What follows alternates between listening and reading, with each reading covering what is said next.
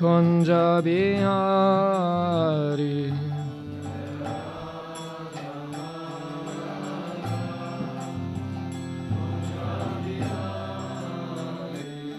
Jaya Radha Madhava Kunja Bihari.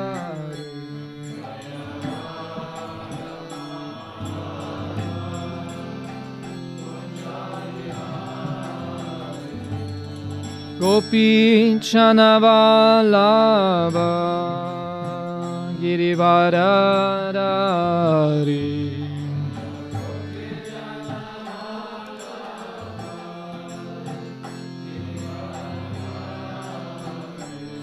Jaya Gopi Chanavalabha Girivaradari.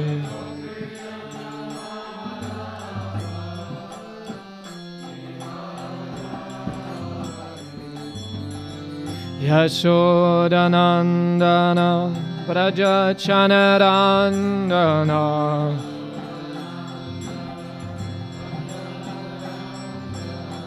Yashodanandana Prajachanarandana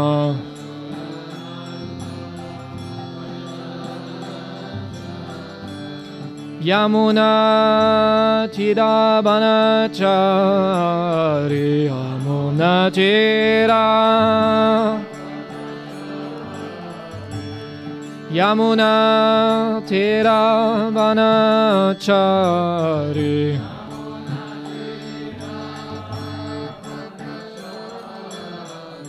Jaya Radha Madhava Kunja Bihari.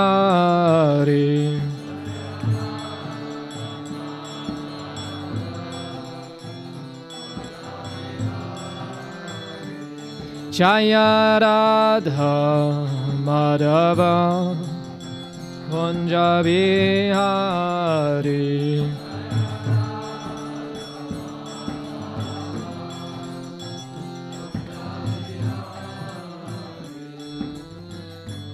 Shri Radha Madhava ki, Srila Prabhupada ki, Nitai Gaur Premanande. Om Namo Bhagavate Vasudevaya. Om Namo Bhagavate Vasudevaya. Om Namo Bhagavate Vasudevaya.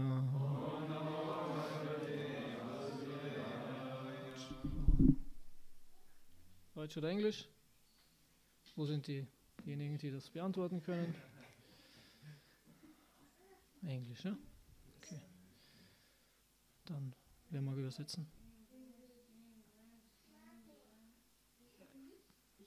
Wer mag übersetzen? Okay. Oder spricht jemand kein Englisch? Spricht jemand kein Englisch? No, this is a different question, no? Alle sprechen Englisch. Ja, dann brauchen wir keine Übersetzung. Okay. Hare Krishna. So we are reading from Srimad Bhagavatam, Canto 3, the Status Quo, Chapter 24, Text 12.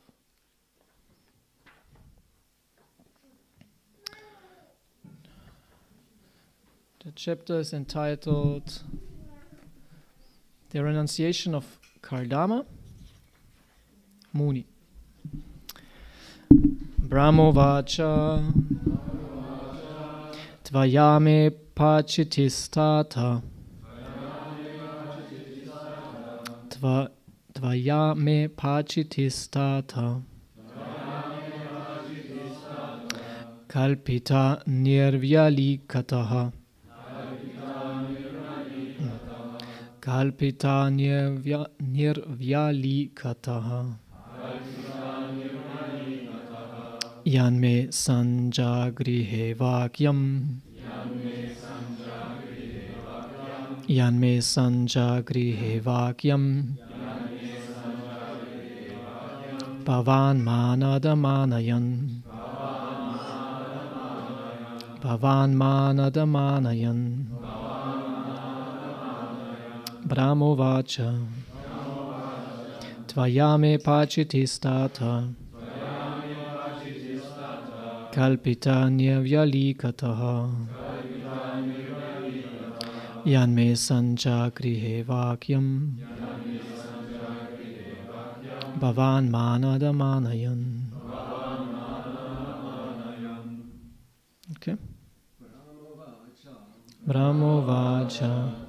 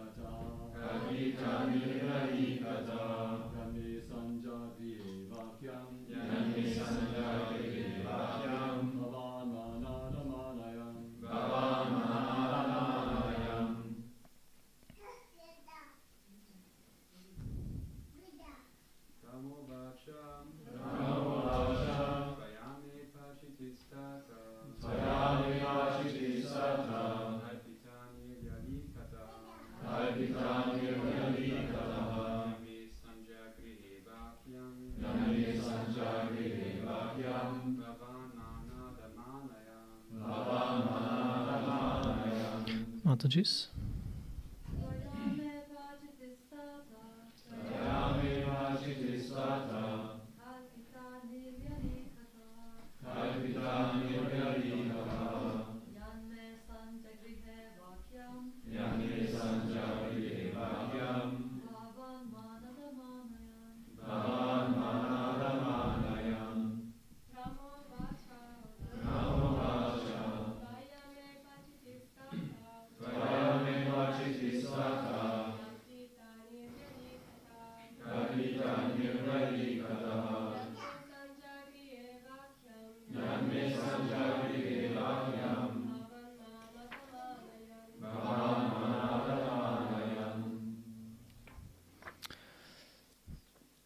Brahma, Lord Brahma, Uvacha, said, Dvaya, by you, me, my, apachiti, worship, Tata, O son, Kalpita, is accomplished, Niyavali Kataha, without duplicity, Yat, since, me, my, Sanjagrihe, have completely accepted, Vakyam, instructions, Bhavan, you, Manada, O Kardama, one who offers honor to others, Manayan, respecting. Translation. Lord Brahma said, my dear son Kardama, since you have completely accepted my instructions without duplicity, showing them proper respect, you have worshipped me properly. Whatever instructions you took from me, you have carried out, and thereby you have honored me. Purport. Lord Brahma, as the first living entity within the universe, is supposed to be the spiritual master of everyone, and he is also the father, the creator of all beings. Kardama Muni is one of the Prajapatis, or creators of the living entities, and he is also a son of Brahma. Brahma praises Kardama because he carried out the orders of the spiritual master in toto and without cheating. A conditioned soul in the material world has the disqualification of cheating. He has 4 disqualifications. He is sure to commit mistakes, he is sure to be illusioned, he is prone to cheat others, and his senses are imperfect. But if one carries out the order of the spiritual master by disciplic succession, or the parampara system, he overcomes the 4 defects. Therefore, knowledge received from the bona fide spiritual master is not cheating. Any other knowledge which is manufactured by the conditioned soul is cheating only. Brahma knew well that Kardama Muni exactly carried out the instructions received from him, and that he actually honored his spiritual master. To honor the spiritual master means to carry out his instructions word for word. Om Agyanatimirandasya Kinanjana Salakaya Chakshumilitamina Tasmai Shri Gurave Namah Mukham Karoti Vachalam Pangong Langayati Girim Yat Kripatamahang Vandeshi Gurundinataranam Shri Chaitanya Manobhistam Stapitam Dina Bhutale Swayam Rupa Kadama Yam Dadati Swabadantikam Jai Shri Krishna Chaitanya Prabhu Nityananda Shri Advaita Gadadhar Shivasari Gaur Bhakta Vrinda Hare Krishna Krishna Krishna Hare Hare Hare Rama Rama Rama Hare Hare. Lord Brahma said, "My dear son Kardama, since you have completely accepted my instructions without duplicity, showing them proper respect, you have worshipped me properly. Whatever instructions you took from me, you have carried out, and thereby you have honored me." Hare Krishna. First, I want to excuse myself for being late. That's not nice. Devotees shouldn't be late. I don't like it when others are late, and I'm kind of always late. In the history, especially, some more famous people, they always have a by name. Like in the past, we had the Erich der Schöne and things like this, or the kings. So maybe I go in history. Ananda, Krishna, who always is late. I don't want that. But ist der Ruf mal ruiniert, lebt sich leicht und ungeniert. We have to be always very careful because, it's difficult to change the things which people think about you, especially if they don't know you. It's interesting. We have so much information about so many people we don't know. Yeah, that's unfortunate. But I want to work on this quality, being on time, and not to be then humiliated by our pujari like that, which is also not nice. So, but this is Krishna's honor, right? This is Krishna's, correction. And this is very important actually for devotees, that we find out where our weak points and then really work on them. And sadhana has to be our strength, and sadhana is not good because we have disqualifications, and we have to be aware of them and then with focus work on them. Right? It's very important to know our strength. We have to know our strength, where I'm good at, what can I do for Krishna. But we have to equally know our weaknesses, because this is what is our stumbling block. And very often we don't want to see their own weakness, we don't want to admit it. But actually we should see it very clearly and be very honest and very, interested. What is my weakness? What is my problem? And there are many problems, and then to really work on them. And of course, the stronger the problem, the more difficult it is to work on it, but we have to really make then a plan how to overcome different weaknesses we have. Anarthas, right? Called anarthas.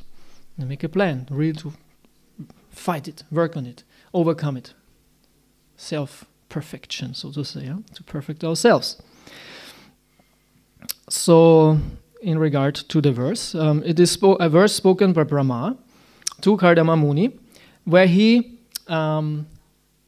is very pleased by his following him. Yeah, this is the pleasure of authorities. Authorities are very happy if those who depend on them, who are led by them, are really doing what they should. So here, a father-son relationship. The father is very pleased and proud of his son if he is doing well and he follows the instruction. And also the spiritual master is very pleased when the disciple follows nicely. Yeah, and so we should please the authority. So Brahma is very pleased. He has a very qualified son, Kardama Muni, of course. And we should see from the other point of view what displeases the guru, what displeases the spiritual master, what pleases devotees, what displeases the others, and we should not do that then. Actually, we should be very aware what is displeasing also, right? We should always see both sides. We should strengthen what pleases, and we should work on that what displeases. And some of us might see, actually I have some tendencies where I displease others. Also the spiritual master maybe, or also the other devotees, also in my marriage or my children or something, and I don't want to displease the others. It's an egoistic mentality to say, I don't care, I don't care. And I know it displeases others if I come too late. It's very displeasing. I know it for myself. If someone comes late to an appointment, I'm not happy. Right? I'm not happy. And then I might even tell him, why are you late? But what right do I have to say? Why are you late when I'm always late? Because, man, I'm always late also. Maybe sometimes we become a little bit more compassionate with the weaknesses of others when we have the same weakness, right? Then maybe it's okay that you're late. No, it's not okay that you are late. It's not okay that I'm late. Yeah. Okay, we should not be heavy with others, of course. So, yeah, this is an interesting point. What is... And we should be known for devotees who are pleasing to others. Right? If your name comes up in a discussion, others say, wow, he is a very nice devotee. Wow, he's such an always nice devotee. Right? He's so good qualities. And, you know this devotee, yeah, he's always late. Yeah, I've also this experience. He's always late. This is the top. It would be not nice, right? Or he's not very friendly. Or he's, you know this devotee, he's spaced out, or he's this, that, Devotees shouldn't talk about others like that, but it's reality, they do. Of course, we shouldn't talk bad about others, but we do. We should not do it. But just in case, if we talk about others, then at least we should talk nicely about others, even though there's something bad. But this is this human tendency. Human? Have you said human? We are not human, we are spirit souls. He's Maya. Get him down to the assassins. We are not humans, we are spiritual souls. Of course we are spiritual souls in a human body, and this has still some influence on us, a big influence on us. And it's not that that human psychology doesn't work on us anymore just because I have a seeker, right? I have a seeker, now I'm out of, it's said, no material nature anymore. Gunas don't work on me anymore. Gunas? What are gunas? Who cares what gunas? Yeah. As Prabhupada said here, the conditioned soul has 4 defects. First, Prabhupada says, it's sure to commit mistakes. That we always make mistakes. And the second is, we are illusioned. We're illusioned. Yeah, but it's a conditioned soul. We are not conditioned souls anymore, are we? Are we conditioned souls? No. Avesika, you see? Of course we are conditioned souls. We're in the process of becoming unconditioned, as Prabhupada said here. When we follow the spiritual master, then we become free from this conditioning. And it's a long way. It's a long, long, long, long way. It's a long and winding road, full of stumbling blocks, full of difficulties. So we walk on this path. It's a glorious path. It's an amazing path to say, no, we want to be devotees of Krishna, and we face the dangers, we face the obstacles, we do that what not many people do, right? We want to overcome our ego, anarthas, whatever. We want to surrender to Krishna. So then we overcome these illusions. And how do we do that? Of course, through our sadhana. And what is most important in our sadhana? It's the chanting of the mantra. It's the chanting of the mantra. What is our mantra? What is our mantra? It's not the Hare Krishna mantra. No, it's not the Hare Krishna mantra. Actually, it's not. Depends from which point of view you look at it. But actually, in one sense, it's the Gayatri Mantra. Because Gayatri is where we get the initiation. Harinam is actually, it's Nam. This is not mantra. Technically, it's not mantra. And has different dynamics also, different rules. Actually, no rules, as Mahaprabhu says. Actually, there are no rules. But the mantra, right, from this Vedic point of view, is actually a Gayatri Mantra, where the rules of initiation are important. When it's said in Shastra, mantra does not work without initiation. Have you read this? Have some of you heard this statement? Mantra does not work without initiation, without diksha, doesn't work. And so often they will say, oh, but I'm chanting Hare Krishna, so it is useless? I'm not initiated. No, it's about mantra, not about Harinam. Harinam is different. This is Mahaprabhu's mission to give everyone the holy name. And Prabhupada explains in a purport in the Chaitanya Charitamrita, where Krishnadas Kaviraj Goswami says, there are no rules. You need nothing. Just chant Hare Krishna. Prabhupada explains in the purport how it's very important to have rules. This is exactly the opposite. Why? Because it's true. You don't need any rules, anything, if you're in a certain stage of advancement. Because you fully embrace the holy name, you fully embrace the knowledge, Sambandha Gyan. I'm not the body, I'm a soul, I'm a servant of Krishna. There's nothing else to do but chanting Hare Krishna. Yes. But if there are some other tendencies of materialism, which are quite strong in us, then we need all these rules and regulations. And Prabhupada says this is the reason why we need initiation. And then he speaks about why initiation is so important and to follow the rules and regulations which are necessary for initiation. But the interesting point is this initiation, what we get, actually it's we say second initiation. This is actually the initiation. This is Diksha. When you speak about Diksha, when Shastra speaks about Diksha, always speaks of Diksha, right? He calls it Diksha. It refers to the second initiation.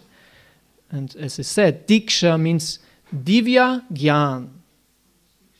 What is Divya Gyan? It means divine knowledge. So the ceremony itself is more or less the confirmation that you got knowledge. It's like when they're in America, you always have this. So when you go through the college and in the end they have these black robes and these funny hats and there's a big ceremony because, wow, you made it through. And this is kind of I compare it sometimes to the initiation. It's like a confirmation. You have your degree here, you are certified, this and that. But you don't get that if you don't have many years of study, of learning, and then you prove yourself that you understood it. You prove yourself that you have understood it. Then you are initiated. Then you are a professor. Then you are a brahmana. So the initiation is a part of the whole education, of Divya Gyan, of getting transcendental, divine knowledge. And that you understood it. Yes, I understood it. And the conclusion, I surrender. And then you make the dandavat and the guru gives you a name and all that. Wow, he understood it. And he follows these principles. Okay, so we have this splitting up, of course, in the two initiations. But the Diksha is then also combined with the giving of this mantra. And we get this mantra from the spiritual master through the disciplic succession. A mantra which was spoken to gurus since time immemorial. And he said this mantra is very, very powerful. Of course, Hare Krishna, I don't want to minimize the power of the Hare Krishna mantra, as we say. Of course, this is Harinam. But just about this mantra Diksha, Chaitanya Singadev. And why am I talking about this? Because recently this topic came up in my work, so to say, and I was in contact with a very knowledgeable pujari who knows a lot about that, and I learned also something new. And he more or less said, according to him, right? I just quote him that because in my group where I'm preaching, I told them to chant mantras, especially Narasingha mantras. They're so powerful, right? And then something came up, and I asked this pujari what he thinks about it, and he more or less said, not really, but kind of don't do it. Don't give out mantras. Don't give recommendations for mantras, because these mantras are actually the initiation from a very strict point of view. Yeah. And he said, but not Hare Krishna, this is different, right? And he also said, of course they have some effect and something good is there, and yeah, but not the real effect. And then I was thinking about a story, very famous story, in the Brihad Bhagavatamrita. And there we hear about Gopa Kumar, who gets a mantra. And please correct me, but as far as I know, this is one of our Gayatri mantras, right? It's the Gopal Gayatri, right? Gopal mantra. And what happens if he gets the mantra and chants this mantra? He travels with this mantra through the whole universe. And in the end, he visits Goloka Vrindavan. And it's always because of the power of the mantra. He chants the mantra and it makes everything happen. I think this is powerful. Right? Very powerful. And so he explained to me, every mantra has a certain power, a real power. which can be awakened, so to say, but only with initiation. Right? Only with the initiation. So you might get this and that effect, some sattvic effect, so to say, if you chant mantras, but not the real effect. And then I actually, there's a small, I think we had it here, had this mantra book, this Narasingha mantra books which we sold in the shop, and previously it was this red Narasingha mantra book. Maybe some of you know it. It was a soft cover copy. And many cool mantras. And there's one mantra, which I don't quote in a whole now, I don't do it anymore, which was this Om, what was this? Om Namo Shri Mahan Nrisinghaya Dangstar Karala Vadanaya Gora Rupaya Vachanakaya Chvala Maline. This one, which is Pacha Pacha Hana Hana, this Bindi Bindi Chatta Chatta, this mantra. And everyone who knows this mantra, it's a cool mantra. This is a real cool mantra. Narasimhadev more or less, destroy my enemies. Cut, cut, kill, kill, flash, flash. Comes in this mantra. This is a powerful mantra. And especially because of this crisis situation, devotees started chanting different Narasingha mantras. Also here in Simhachalam, when this weird crisis thing started, we had for 1 month Narasingha Kavacha every evening here. Devotees chanted with some live stream. And so when this thing was there, I thought also, I want to chant some mantra for protection, especially for me, for my family, for devotees. Who knows what the demons will do? And I thought, this is a cool mantra. Cut, cut, kill, kill, flash, flash, my enemies. And I started chanting this. I thought, wow. And then I made a live stream. On my live stream, I have some live streams. And funny, and I made a cool thumbnail, black with red script. This is always the, and I put the Narasingha picture, where Narasingha fights Hiranyakashipu, and I changed Hiranyakashipu with some kind of a virus thing, which is fleeing. So Narasingha is like this, and this virus is fleeing. And then I put, what was it, to end the end pandemic or something, the title, black and red script, like, BAM! And then I spoke about this crisis thing, and I presented in this video some mantras, especially this mantra. I said, please chant this mantra to end this crisis. This happened to be my biggest live stream ever. My biggest live stream ever was more than 100 people watching live. For 2 hours. And it was really good. So it was really good, and many people watched it. And so then afterwards I was talking with this devotee, and he said, don't do that. And then explained also about where this mantra is coming from, and he said he does not know. And you shouldn't chant mantras where you don't know where they come from. And he said this is probably from some tantra line, this mantra. Because he said Narasimhadev, okay, this devotee, I can quote this, Amara. Amara. Actually, Amara Das Prabhu, his name is, right? He's famous Narasingha Pujari who was always here. And he said this mantra, because he said like this, Narasimhadev is a very old deity, so to say. It's a very old, there are old traditions of Narasingha worship. And not only Vaishnavas worship him, he said. Somehow or other, he's very attractive to many other traditions. Shaktas, Buddhists, all kinds of traditions worship Narasimhadev, Mayavadis also, and especially tantrics, because they like this stuff. They like this powerful, dark, stuff. And he said this mantra was actually given by some South Indian Brahmana priest to Chananivasa and Pankajanga in Mayapur to worship Narasimhadev in Mayapur. And I don't know if they still use it or do it. And then they compiled, these were actually Czech devotees, I said, who compiled this mantra book. They wanted to collect all cool Narasingha mantras. And he was with them in cooperation. And to some things he said, actually we shouldn't do that. But they did it anyways. So he was actually not pleased with this book when this came out, especially because of these things. But if it's written, it's like, who knows that? We think, it's an ISKCON book. Everything good. It's an ISKCON book. The mantra is there. Chant it. Flash, flash, cut, cut, kill, kill. Nice. Authorized, right? It's written in this book. It's authorized. We sell it in the shop. Yeah, that's what I thought, more or less. You know, it's not that I'm so naive, but yeah, a mantra, just a mantra. It's just a mantra. And he said also that you need initiation, especially into such mantras. You need initiation. That was his point. You need initiation, and if not, you can actually offend the mantra. And actually, these mantras have a boomerang effect. Can have, especially tantric mantras. I don't chant it anymore. Cut, kill, flash. Who will be cut?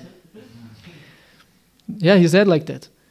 And we know that also from our Shastra, right? In Bhagavatam, there are a couple of stories, especially one in the 10th canto, where there is a king who creates a demon because of tantric practice out of the fire and sends this demon to Dwarka to destroy Dwarka Krishna because his father was killed, right?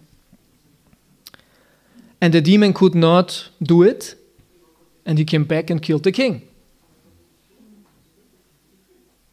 So I think I put this live stream, this video then on private. Tell everyone, please chant this mantra. No, we should not do that. I did not know that, right? I just acted out of, I wanted to help, put something good in the world, how to help this situation, take shelter in Narasimhadev. So, but no, actually not, right? But I did not know that. So, and then he told me also, now some of us, and also he said especially this mantra, Om Ugrang Virang Mahavishnu. He said, we need initiation to that. That's what he said. You need initiation. But then he said also, there's a difference between chanting just in front of Narasimhadev for a prayer or use it in sadhana. There's a very important point I want to mention also. These mantras might be okay to chant, but not as a sadhana, as we chant japa or as we chant our Gayatri. That's what he said, especially not to do. As you chant, Om Ugrang Virang Mahavishnu Charantam Sarvatom Mukam Nasingam Vishnam Badram Mrityam Namamiham Om Ugrang. And every day 16 rounds or something like that. Yeah, that you put all your faith in this mantra. Yeah, and then he also said, what's the use of chanting thousands of mantras? Some do like that. You have this, mantra Otto catalog. What do I like today? Yeah, this sounds good, and I chant this mantra, and this puja, this mantra. Actually, if you get initiated, or you're in a tradition, then you follow this with full focus, as said, Ekeha Kurunandana. And our focus is on our practice, especially on Hare Krishna, chanting Hare Krishna, and also, of course, Gayatri Mantra.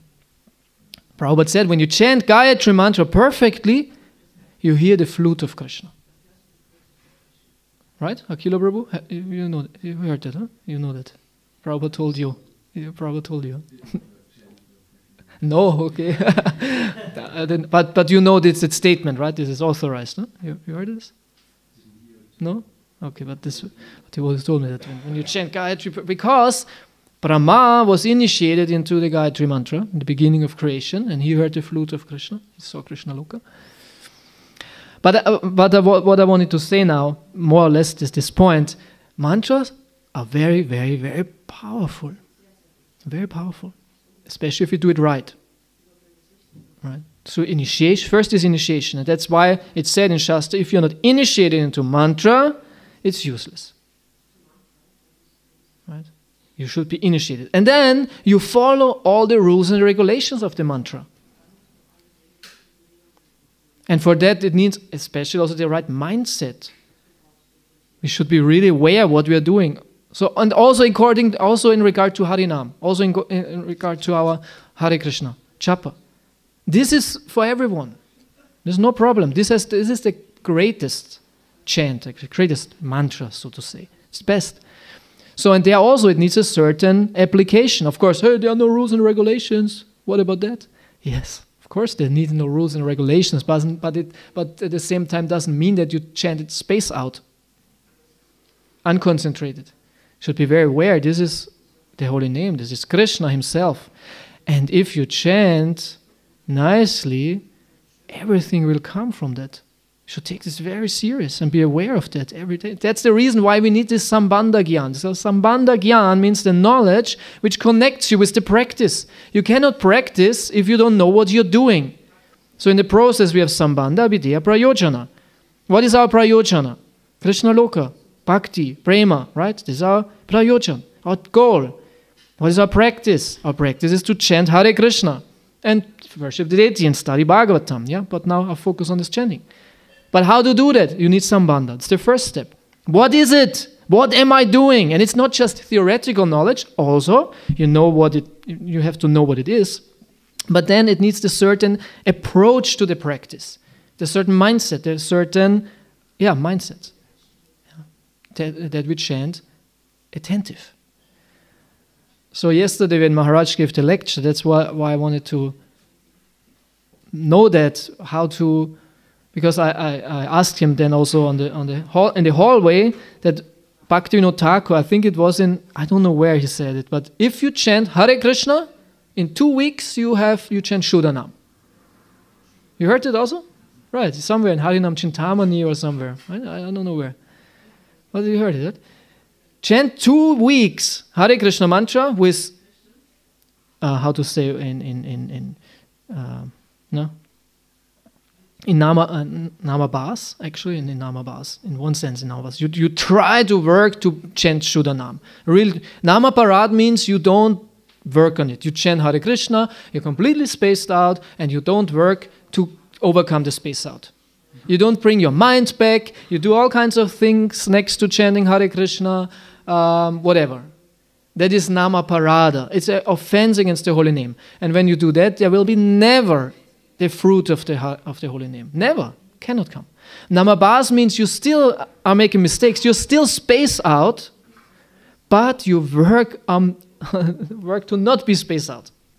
Right? What is the first thing you have to do when you have your hand in your feedback? What's the first thing you have to do to not be spaced out? You should put this away. You should put these away. Some have more. Right? This is the killer of our japa. Some look at me and say, oh, I know how. What? You're lying. Right? It's terrible. Yeah. So that means namabhas. I mean, you're making offenses, but you work on not making offenses. And Bhaktivinoda Thakur says, when you have this approach every day, in 2 weeks you chant Shuddhanam, a pure name. Right? And that's interesting. That's an interesting statement. In one sense, it's very encouraging. It's not, Bhaktivinoda Thakur. We shouldn't think like that. No, Bhaktivinoda Thakur said it in a very, realistic way. No, we should be inspired. Yes, I can chant Shuddhanam if I really work on it.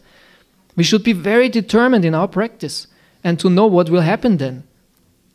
So, yesterday when I asked Maharaj this question of how to apply pure bhakti, Uttama bhakti in our japa, he started, yes, it comes with the listening, to the hearing. And when you hear and hear and hear, then there comes a breakthrough, and everything will come from that. Our consciousness should be like laser pointed on this mantra. I heard once the example that as a CD is is read by a laser, right? There's a laser on the CD, and wherever this laser is, the sound comes out, so to say.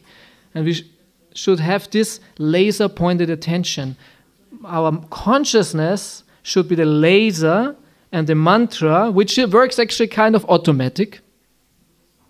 Right? You chant Hare Krishna, and sometimes we have you had it 16 rounds and you heard no mantra?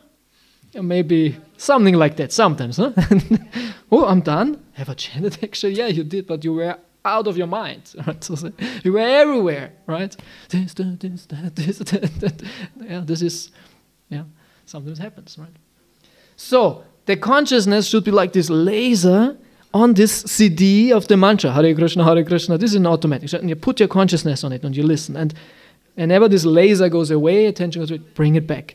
And I think every one of us had this experience that sometimes we really tried that hard. And we saw afterwards, whoa, this was different.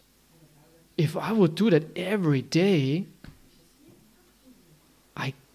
I understand. Then Shuddhanam is, why not? Yeah, why not? And Shuddhanam doesn't necessarily mean that you immediately understand everything. Shuddhanam means like complete concentration, and need some time on Shuddhanam to reveal then that Krishna is not different from his holy name. But at least we have to come to this level of Shuddhanam, meaning being completely focused, concentrate. And if we have better sambandha gyan, so sambandha means connection, understanding of what is this mantra, we would really be fired up every morning. Wow, I can chant Hare Krishna. Every day a huge step closer to Goloka Vrindavan. And Bhaktivinoda Thakur explains this in one of his songs. He chanted Hare Krishna in his house. I think it was in Godrum, Dvip. He chanted Hare Krishna. And suddenly everything transformed. He said his walls transformed into desire trees, and he was in Vrindavan, and he looked at himself, and himself transformed. He had a gopi form, of course, a manjari form, and he was suddenly in Vrindavan with Krishna. Just by chanting Hare Krishna. And he wrote these things not just, look how cool I am, wow, look at what I experienced. No, to give us some inspiration, and not just, because it's Bhaktivinoda Thakur. No, Bhaktivinoda Thakur's life was, his lila was kind of a sadhaka lila. He was not growing up as a devotee at all. Actually, there's an autobiography of Bhaktivinoda Thakur. It's not that long, you can download.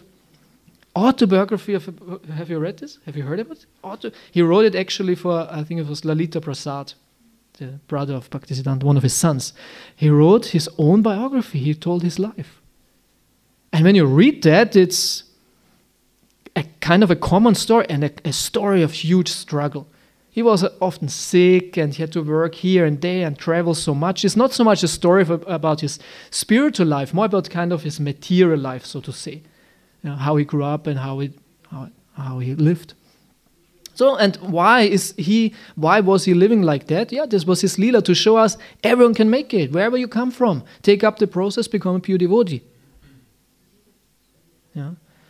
And I heard also that the GBC once discussed if they should announce to the world, GBC's statement, that Srila Prabhupada is a Shakti Avesh avatar, what he certainly is.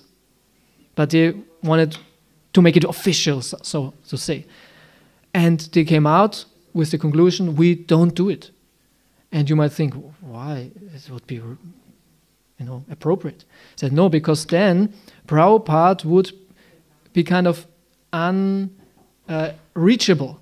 Or that what he did was then somehow rather so uncommon that no one can follow. Yeah? And that's not what Prabhupada wanted. Prabhupada wanted to be the acharya who teaches by example, and the example which can be followed. What's the use of being an example what nobody can follow? Yeah. So Prabhupada and all these acharyas, they want to give us the highest, the most precious, the most wonderful, as Mahaprabhu wanted, to everyone, to even the lowest. So, and all that is in our spiritual practice, which is many branched, right? It's very variegated. We have so many different spiritual practices, and all of them are super powerful. Bhagavatam, Bhagavatam is most, the ripened fruit on the tree of Vedic knowledge, perfect deity worship, gives all perfection, relationship with Krishna, all that. Book distribution, what is higher than book distribution? Nothing! Book distribution is highest service, of course. There was once, of course, Prabhupada pushed it, of course. And there was a meeting, and many devotees in front of Prabhupada, and many Sankirtan devotees, and one devotee asked the question, Prabhupada, what pleases you most? And he wanted to hear, book distribution. And they would have gone to the roof and, Jai Prabhupada! That was the mood. Huh? When you look at these old videos sometimes, devotees, they were fired up. I must say, they were fired up. Whatever else, but they were fired up. In Australia, in this one video where Madhudvisha Maharaj was the leader who was fired up. And then you see when they offer Premadvani prayers, and he's on the floor offering obeisances with huge wampus in front of him, and then the woman there, it was like this power, right, of these enthusiastic devotees with this huge wampus. Yeah. So anyway, and they asked Prabhupada, what pleases you most? And when they hear that, Prabhupada says, book distribution. And Prabhupada said, if you love Krishna. If you love Krishna. Of course, very often he said also, if you really want to please me, distribute books. But Prabhupada could see, that it can be also taken out of context. If you take book distribution out of the context of loving Krishna, what's the use?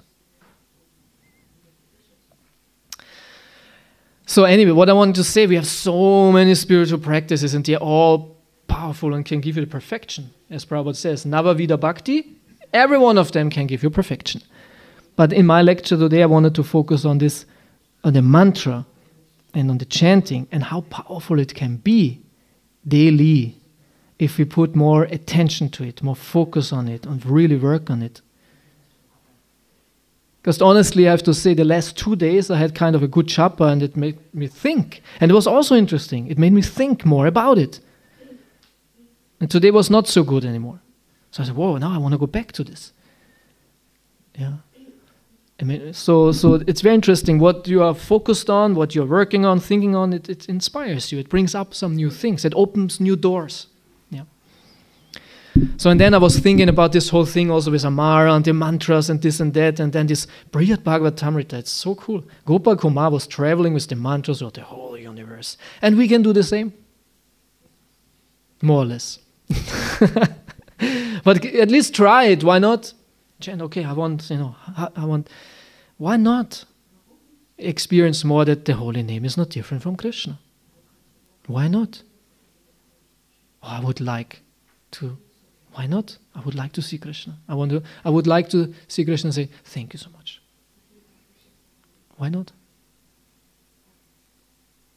Yeah, we want to be advanced devotees. And we can say, Krishna, it would be very nice if you show yourself more to me. He might not appear immediately, but at least to some degree, to just have more, experience more the potency of the holy name, all that, which is also him.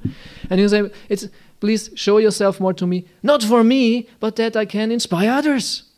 For my preaching, it would be very good for my preaching. The more advanced we are, the better we can preach. Of course. We can tell people way more if you're more advanced. What do you want to tell him if you know nothing? Yeah, I read 2 shlokas in Bhagavad Gita and she's really good. And, what do you want to tell him? Book distribution. What do you want to tell him? Huh? As Prabhupada said, you have to read these books, understand the books. What do you say? Oh, please buy this book. I've never read it, I don't know what it is, but just buy it. Or sometimes when you're in book distribution, have people ask you, have you read this book? Yeah, just of course, sometimes they ask, have you read this book? Actually? No, just a little bit, a long time ago. Well, what do you want to tell him? I say, of course I read this book, so often, it's the greatest book, my favorite book. On book distribution sometimes, especially about Bhagavad Gita, which is kind of true. I told them, this is my favorite book. I read it so often. It's so cool. Of course, they say, wow, okay, let me try it. No, I don't know what it is. And actually, I don't like to read. Actually, I don't like to read. Actually, I don't like to read these books.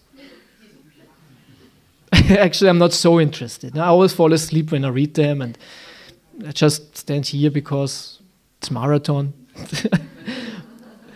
It was my first marathon and I had my best day ever in this one city. And the next day I wanted to do even better. And it was not so good working, but still. And then on one point, I really told the person, please buy this book because yesterday was my record and today I want to break it. Please take this book. And they said, no, thank you. And this was, oh, nothing works. Didn't work. No. So, yeah, there's so many practices. And yeah, for the preaching, we always say, right, and understand that Prabhupada was so effective in his preaching because he really knew what he was talking about. He really knew what he was talking about. It was not just some, idea, or theory, or something he read. He spoke with so much conviction and power, and that was transmitted, and people were, yeah, of course, Krishna is God. Actually, it's so crazy, especially in the West, to tell someone that God is a little blue boy running around with cows. This is kind of crazy. And I know my conversion, I remember it very vividly, my conversion to Krishna consciousness was this point that Prabhupada said Krishna is Supreme Personality of Godhead. And I read this in these books. And it was very weird for me. It was difficult and I had to struggle to accept it. It's because it's weird. But why did I accept it? Not because of logic, because there's no logic behind it. There is no logic behind it that Krishna is that God is a little blue boy. Why is no logic behind it? Logic means causation. But Krishna has no cause. That Krishna, God could look whatever. Or someone think, why is he playing actually on a flute? Why not on a saxophone? Why is he not playing violin? Or bongo? Why flute? Or the famous question, why is Krishna blue? He is blue, or he plays flute because he plays flute and because he is blue. There is no cause because he's causeless. And in that sense, there's no logic that it's like that. We need the revelation that it's like that. Nothing else. So, and I was struggling with that. Krishna, God, blue, boy, yeah, it's cool. He's cool. Cool he is. I saw that. Cool he is on his pictures and Bhagavad Gita and speaking. I thought, yeah, if God has some look, that would be a cool look. Yeah, I could live with that. But still, how to know that it's really like that? How to know that's really like that? And Prabhupada said it over and over. It's like that, it's like that, it's like that. And at one point I said, okay, Prabhupada, okay, it's like that, no problem. It's like that, I accept it. And then you start chanting and suddenly, you experience, yeah, it's really like that. Because you see the process works. It makes you good because it's true. So, I mean, the point, conviction is such a strong force. If someone's really convinced, yeah. And Prabhupada was so convinced, sense gratification leads to suffering. And okay, it's just like this aphorisms, so the sutras, bam, which give you conviction because it comes from a convinced source. So, I mean, we should follow that and be convinced. But how can you be convinced? You can be convinced if you know. How do you know? You know when you experience it.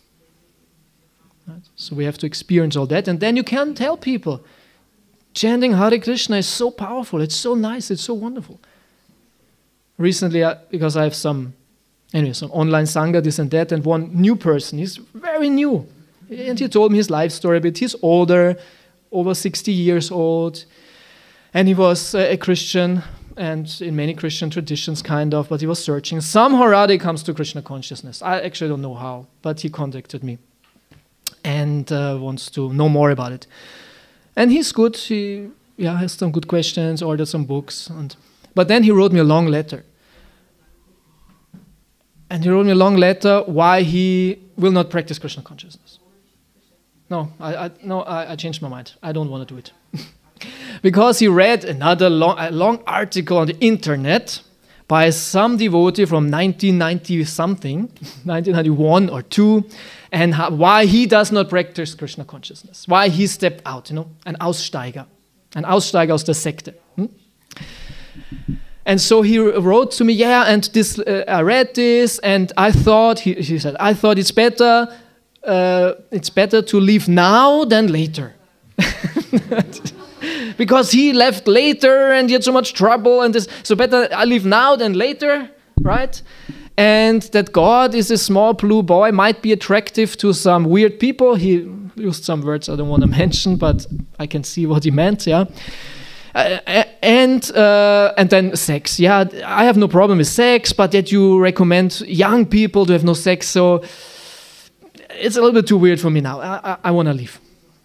Thank you so far, but I don't want to do it. And I felt very sorry because he was very sincere and very nice.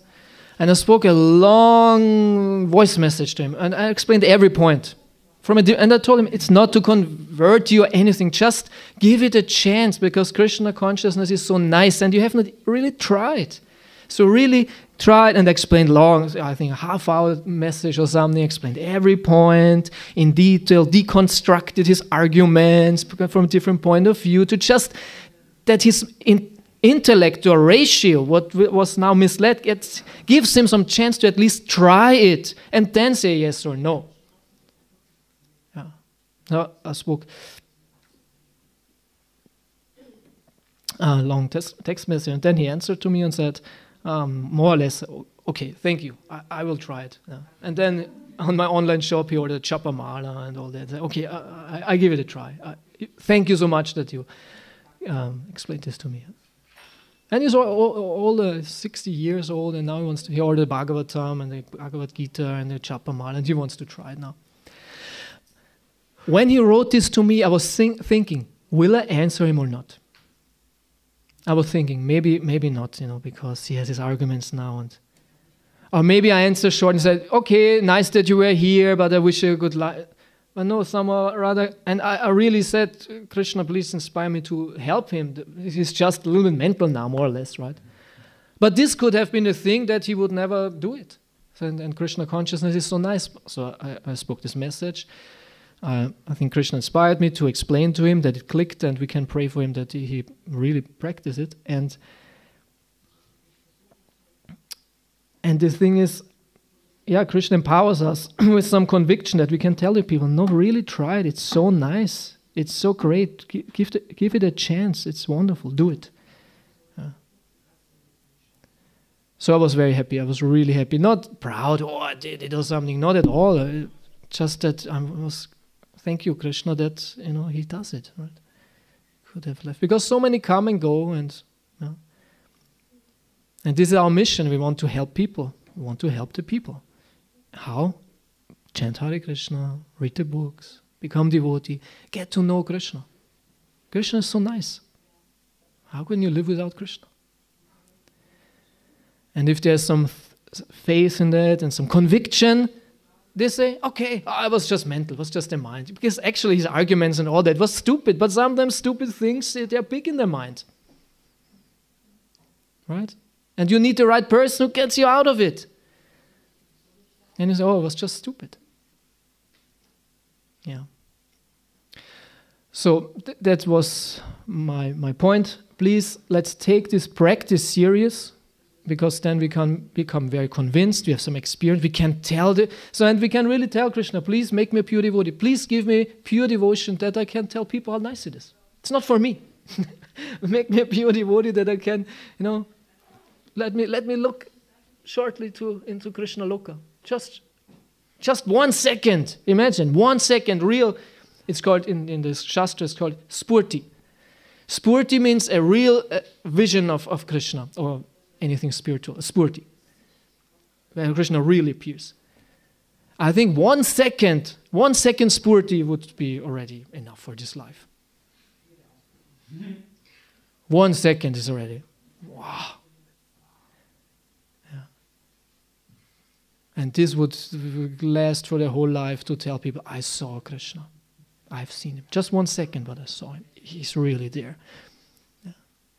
And we can say, Krishna, please show yourself 1 second only. Not for me, for the others. That I can tell them, that I'm convinced.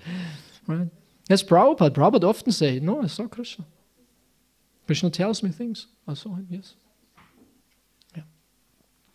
So yeah, let's take our practice serious for the mission, for Prabhupada, to please the spiritual master, and to really, as Prabhupada says, make your life successful, and help so many others to make life successful. Okay. And thank you very much, all devotees. Let's not thank you very much. What can I thank you? But it was amazing to see the results in a marathon, right? Because this is now a little Sankirtan festival, right? And you did so well, many of you amazingly. And even though Christ is this, that, they did not care. They did not care.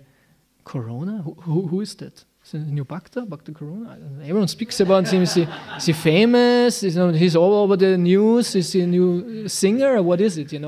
This is how the Sankirtan devotees is very Corona. Well, who is that?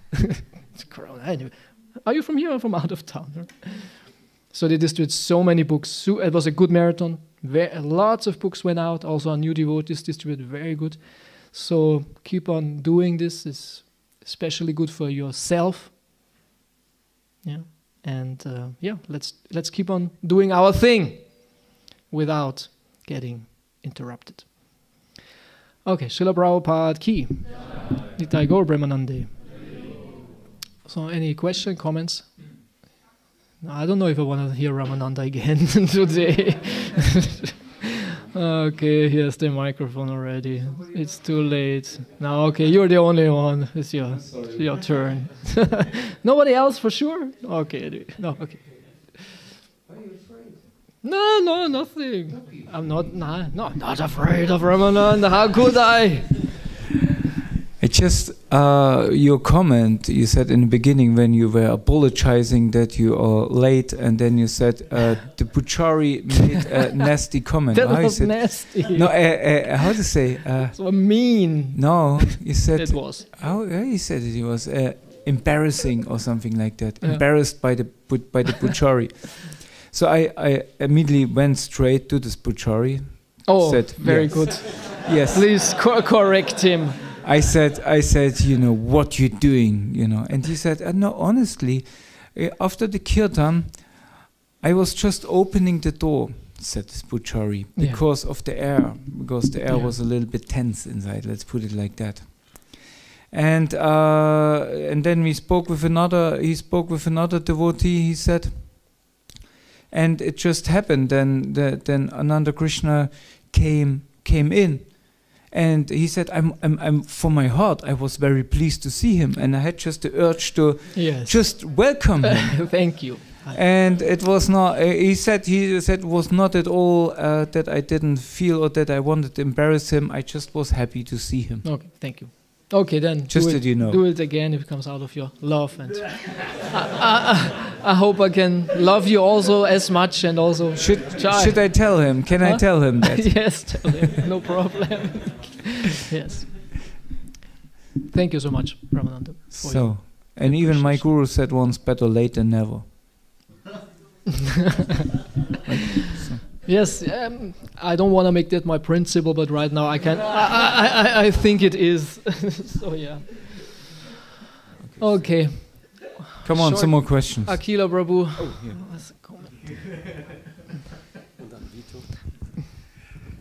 Sometimes we hear that new devotees, when they start chanting, they experience some bliss which normally they would not. They experience a state which they normally would not have achieved yet. Krishna gives them just a drop of his causeless mercy.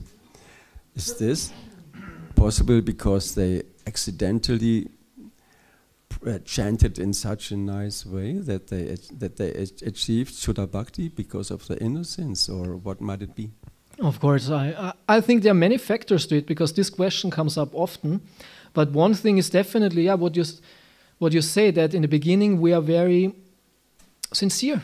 I think we're very sincere, and really the chanting is there are not so many offenses, and then many offenses come with time. Yeah, offenses come. Yeah. But thank you for the comment. Twitter Simha. Okay. I try to answer very short. Whatever you ask, I answer very short, because the time is really. Was actually a comment. Okay, comment is also good. It's a very short. A short comment. Thank you for the point. I like what you said about praying that we become pure devotee, that we can give it to others. It was really nice to meditate about. About the Gopal Gayatri Mantra, it's written in Satchidananda Swami's book, Gayatri book. There he mentions, I think it's purport of Srila Prabhupada, that Brahma, he had the flute of Krishna, and then he got the Gopal Gayatri Mantra and he created the whole universe. And then he mentioned his story when he was in Himalayas or something, and something happened to him, and he injured himself, and he prayed, and somehow the mantra helped him. And one devotee once chanted this mantra for me, that I can come from South Africa. Here he chanted every day, Gopal Gayatri Mantra. He meditated about us, that we can leave the country. And it worked. Yeah. Yeah, no, it's very... Also in Gopal Tapani Upanishad, it's a long explanation of this mantra. Okay, last question. Mataji, you had a question or a comment? Keep it short. So I was going to ask a question about determination, because you talked about this as well in a wonderful way. And so, although I've been in Krishna consciousness for more or less 2 years, I always feel like there's a cloud of doubt that's in between me and experiencing the real essence of Krishna consciousness. And the solution that I'm trying for this is to basically increase everything I do as much as possible, but I'm still feeling this cloud basically. So would you have any suggestions for this? Yeah, I think you should not just, of course, doing more is good to please Krishna, but I think you should approach these doubts. Doubts are most of the time intellectual, some argument, some point, some intellectual doubt. That's how I understand doubt. It's kind of, so you should really formulate the doubt. You shouldn't be afraid of facing the doubt. Very often we are afraid of facing the doubt. We don't want to hear or see it because we think, oh, it might be true, right? We are afraid. So you should not be afraid. You should have faith and trust in Krishna, and that Krishna and all that is true, and you can face any doubt. Actually, the neophyte, they are afraid of an critical approach to the whole practice, because he's afraid that he will lose it. Oh, it's not true, something comes up. No, we should be critical. We should be critical with us and even with Shastra, because Shastra will withstand any criticism. Krishna will withstand any criticism. Krishna is the most logic and the best argument, and whatever criticism there might be, no problem. Apply it. Formulate your doubt, and then if you are not knowledgeable enough to answer the doubt, you formulate the doubt and present it to some devotee who can explain to you, right? And of course, the spiritual master is there for that, right? You can present any doubt to the spiritual master. So you shouldn't be afraid of the doubt yourself, and you should have faith that the doubt will be cleared. Yeah, I think then it's also about finding the right person to ask the doubts. Exactly. Because you cannot ask everything to your spiritual master, and some doubts, they require some, analysis and time. That's what I say. You have to formulate a doubt. You shouldn't be afraid of your doubt. Okay, I have to. What is the doubt actually? And then you formulate it clearly. This is the argument. This is the point. This is the fear. Whatever. Know what it is, and then you go to a right person and say, please, can you help me? I have this doubt, and it's really strong, and it really is an obstacle in my practice. I always think that this is true, and this. Because this is true, Krishna cannot be true. The practice cannot be true. Devotees cannot be true. Shastra cannot be true, or something like this, right? So you have to formulate a doubt, and if you cannot answer it yourself, present it to the right person. Okay. Thank you so much. Hare Krishna. Thank you so much for your kind attention. Srila Prabhupada ki jai. Nitai Gaur Premanande.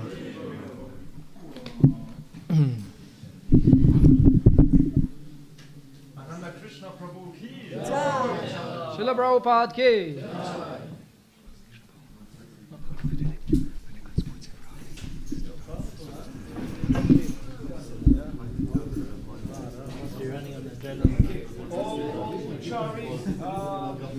We need shortly now for the festival.